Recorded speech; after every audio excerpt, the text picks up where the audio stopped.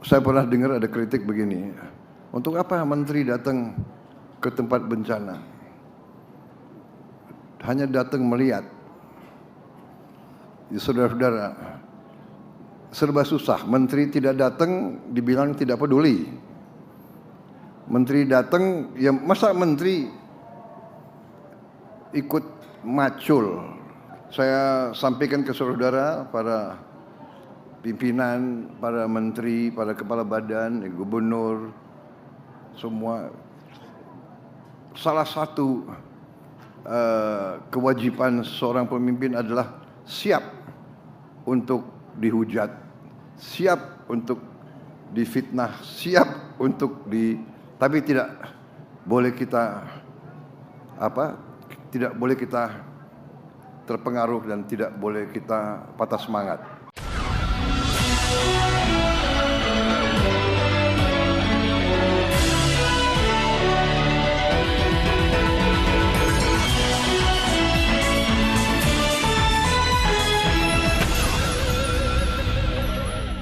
Halo, apa kabar? Assalamualaikum warahmatullahi wabarakatuh. Saya Hersbun Arif, senang sekali bisa kembali menjumpai Anda semua.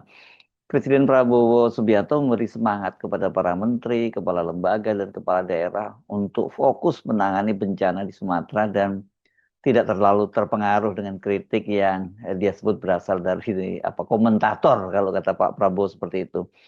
Prabowo mengaku dia mendengar cerita para menteri yang datang ke daerah, kawasan bencana maksudnya ya, itu dipersoalkan karena hanya datang melihat-lihat dan dinilai tidak berbuat apa-apa. Jadi datang salah, nggak datang salah, masa menteri harus ikut macul, kata Prabowo dalam rapat koordinasi setelah meninjau pembangunan rumah untuk pengungsi korban bencana yang dilakukan Danantara di Aceh Tamiang hari Kamis 1 Januari 2025. Kadang-kadang saya monitor ada suatu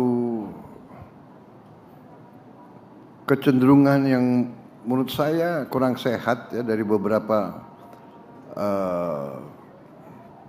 pribadi-pribadi, komentator dan sebagainya yang selalu melihat kegiatan bangsa Indonesia, kegiatan pemerintah dari sudut yang negatif. Jadi kalau saya pernah dengar ada kritik begini, untuk apa menteri datang ke tempat bencana? Hanya datang melihat. Ya, saudara-saudara, serba susah. Menteri tidak datang dibilang tidak peduli. Menteri datang, ya masa menteri ikut macul? Bukan itu. Pejabat datang, pemimpin datang melihat apa kekurangan, apa masalah, apa yang bisa kita bantu, mana yang kita bisa percepat. Kan begitu. Saya datang ketemu gubernur, ya gubernur sampaikan kita butuh ini, kita itu, Pak ada usul ini, ada.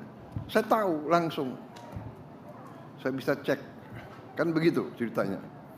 Ya. Jadi ini ada, tapi ya mudah-mudahan saudara, saya percaya dengan bukti. Jadi saya sampaikan ke saudara, para pimpinan, para menteri, para kepala badan, gubernur, semua. Salah satu kewajiban seorang pemimpin adalah siap untuk dihujat, siap untuk difitnah, siap untuk tapi tidak boleh kita tidak boleh kita terpengaruh dan tidak boleh kita patah semangat. Semua itu kita terima sebagai koreksi juga, nggak apa-apa. Walaupun itu fitnah, itu kalau kita tahu di hati kita bahwa itu tidak benar, tapi itu jadi waspada bagi kita. Ya, jadi saudara-saudara, saya percaya dengan bukti, evidence based. Itu cara bekerja saya.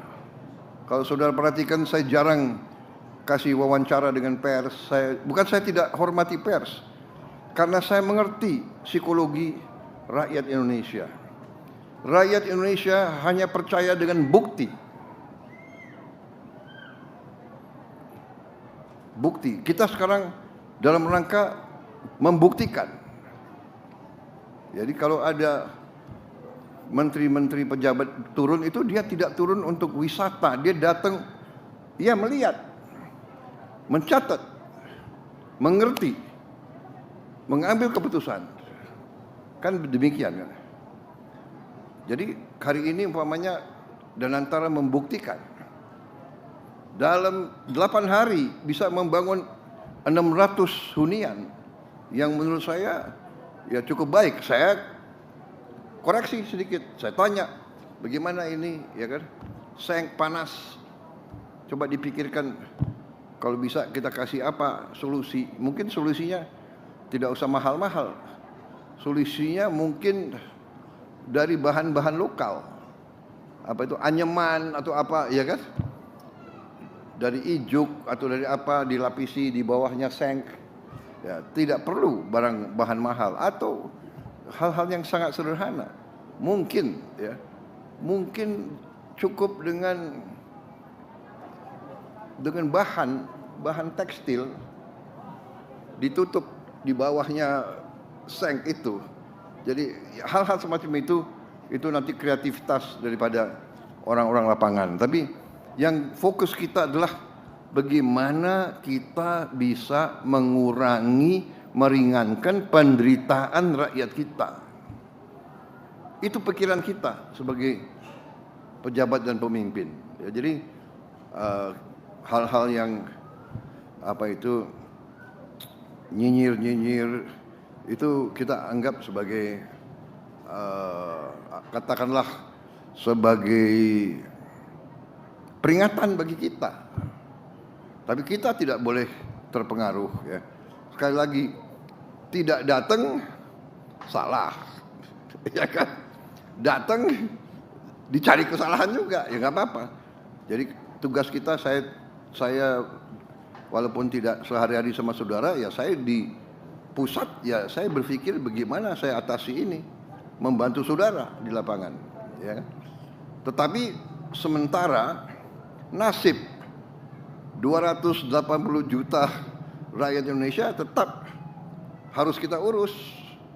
Soal banyaknya kritik terhadap pemerintah ini sebelumnya juga sempat disoal oleh Sekretaris Kabinet Letkol Teddy Indrawijaya dan Kepala Staf TNI Angkatan Darat Jenderal Maruli Simanjuntak. Jadi kalau ada di antara saudara-saudara yang dianugerahkan Tuhan punya pengaruh entah itu kecil atau besar dan punya kemampuan untuk berbicara panjang lebar, gunakanlah dengan bijak, bukan sebaliknya memperumit. Sampaikan pernyataan-pernyataan yang bijak, ya. Jangan menggiring-giring seolah pemerintah tidak kerja, gitu kata Teddy dalam konferensi pers tanggap bencana Sumatera di Landasan Udara Halim Perdana Kusuma itu hari Jumat tanggal 19 Desember lalu. Dan Teddy memastikan seluruh pihak yang terlibat dalam penanganan bencana telah berjuang sejak detik pertama kejadian. Sementara Kepala Staf TNI Angkatan Darat Jenderal Maruli Simanjuntak di tempat yang sama juga meminta media itu tidak mengekspos kekurangan penanganan bencana di Sumatera. Kalau ada hal kekurangan, pasti banyak kekurangan. Tolong informasikan kami kekurangan itu, jangan diekspos lewat media, kata Maruli. Menurut Maruli, prajurit TNI saat ini bekerja membantu penanganan bencana Aceh, Sumatera Utara, dan Sumatera Barat. Dan dia menyebut 3 anggota TNI itu meninggal dunia saat menjalankan tugas kemanusiaan. Anggota saya 3 orang meninggal. Ada 2 keluarga yang suaminya meninggalkan rumah, keluarganya habis anak istrinya. Maruli menegaskan para prajurit telah bekerja siang dan malam termasuk di tengah hujan, namun masih dinilai bekerja lamban oleh sebagian pihak. Penilaian tersebut, kata Maruli, tidak mencerminkan kondisi kerja anggota di lapangan. Sudah bekerja siang malam, malah dibilang pengerahannya kehujanan tengah malam seperti itu, terus dibilangnya lambat. Soal kritik terhadap pemerintahan ini belakangan memang banyak mendapat sorotan, apalagi ketika sejumlah aktivis maupun influencer maupun artis bahkan yang mengkritik penanganan bencana di Sumatera itu mendapat teror. ada yang diteror via HP, ada yang HP orang-orang terdekatnya dibajak, kemudian rumahnya dilempari bangkai ayam, kemudian sampai ada rumah yang dilempar dengan bom Molotov dan untungnya bom Molotov itu mati, yang nggak berhasil membakar mobil yang ada di dekatnya. Sejauh ini belum ada penjelasan dari polisi soal kasus tersebut, kendati mereka yang menjadi korban itu korban teror itu telah melaporkannya. Mungkin perlu waktu ya pengusutannya ya. Selain soal kritik atau ada juga yang menyebut suara nyinyir gitu ya, Prabowo juga kembali menyinggung soal mengapa pemerintah tidak menerapkan status bencana nasional dalam bencana banjir bandang di Sumatera. Masih ada yang mempersoalkan kenapa tidak bencana nasional. Ya masalahnya adalah kita punya 38 provinsi. Masalah ini berdampak di 3 provinsi. Masih ada 35 provinsi lain. Jadi kalau sementara kita 3 provinsi ini kita sebagai bangsa, sebagai negara kita mampu menghadapi, ya kita tidak perlu menyatakan bencana nasional. Tetapi tidak berarti kita tidak memandang ini sebagai hal yang sangat serius. Nyatanya dari seluruh kabinet hari ini ada berapa menteri di sini? Iya kan?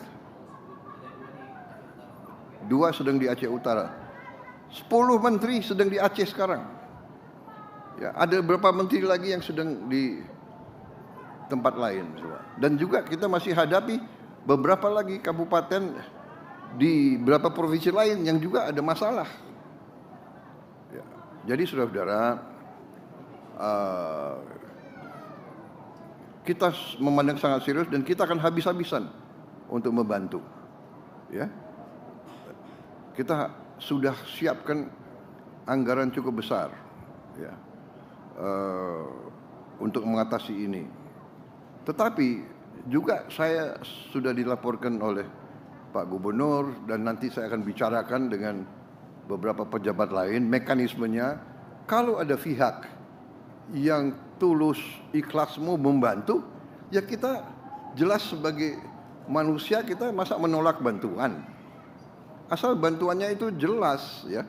Jadi tadi saya sampaikan kalau ada pihak yang mau beri sumbangan, silahkan monggo bikin surat, saya ingin menyumbang ini, dan nanti kita yang dilaporkan ke pemerintah pusat, nanti kita yang akan salurkan. Kalau memang dia mau bantu, umpamanya ada diaspora Aceh di mana merasa terpanggil mau bantu di Aceh, ya monggo silakan.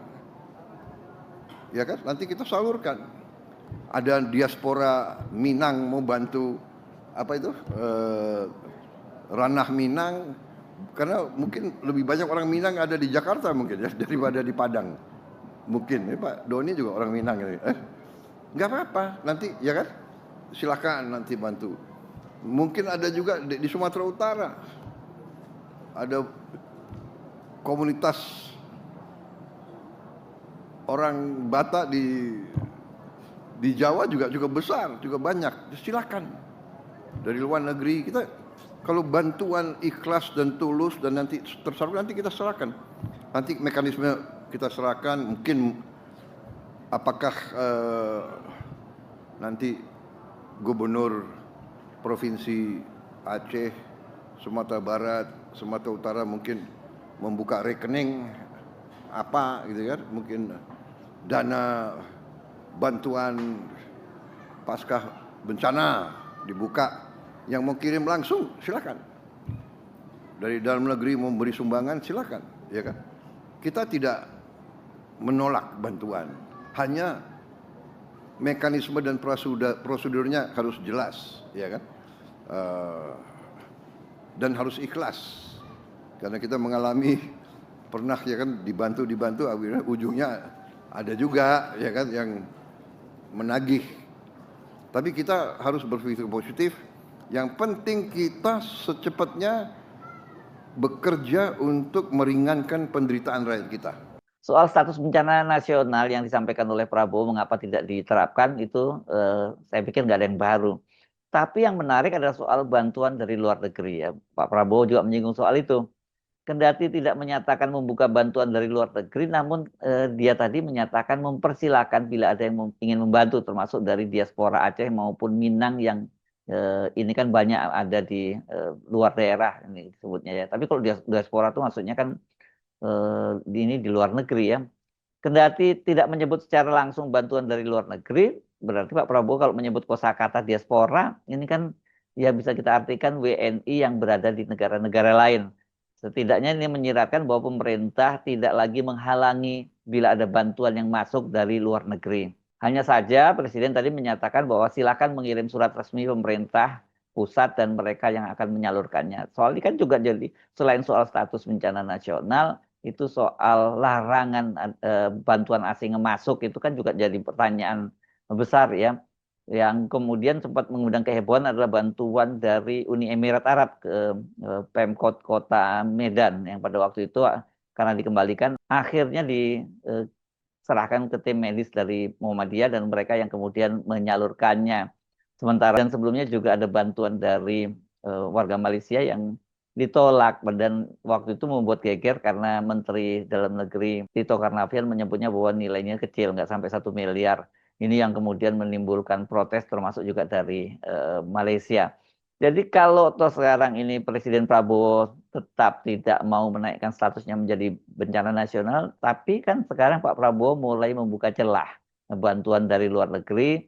Kendati tidak menyebutnya secara langsung ya, dengan menyebut diaspora saya mengartikan bahwa Pak Prabowo sebenarnya sudah mengizinkan sekarang ada bantuan-bantuan dari luar negeri masuk dan memang prakteknya di Aceh juga bantuan-bantuan dari warga Aceh di perantauan bahkan juga dari warga Malaysia ini sudah masuk di Aceh dan sudah diterima dan disalurkan oleh pemerintah daerah. Ya lumayan ya ada jendela yang dilonggarkan oleh Pak Prabowo. Dengan cara begitu kan artinya nggak perlu muncul ketegangan baru dan kemudian juga bantuan-bantuan dari asing yang memang sangat dibutuhkan juga oleh warga yang terdampak bencana itu bisa masuk dan segera mereka manfaatkan. Saya Arsuna Arif, sampai jumpa lagi. Wassalamualaikum warahmatullahi wabarakatuh.